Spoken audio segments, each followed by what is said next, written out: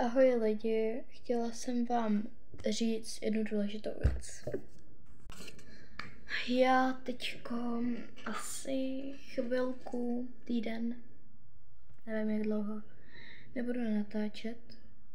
26.3.2025 jsem si natáhla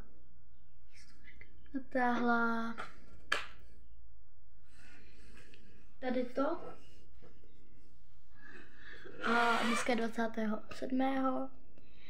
Už to mám den, bolí to, mám to nateklý. Já jsem před dvěma měsíci měla zlomenou nohu, patu. A vlastně je to naštíplá, natáhlá ta.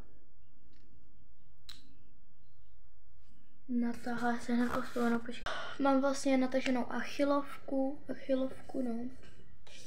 Mám jí nateklou tu nohu a hodně to bolí. Já třeba musím mít nohu ve vzduchu, protože to bolí. Mám berle, možná 2 týdny. Potom bez tělocviku zase měsíc, já už to nedávám. A uvidíme teda, co s tím dál bude. Dneska akorát vydám video, jak se maluju. Takže to můžete vidět, budou to možná 3 party. Nebo budu vám vlastně, prostě bude jich hodně v těch partů. Budu si dneska dávat víc make-upu. Jen tak. Tady stejně nikam takovou nebudu chodit. Chodím do školy, ale bolí ta noha, bolí. Jako šlapu do školy, si šlapu, ale to nevadí.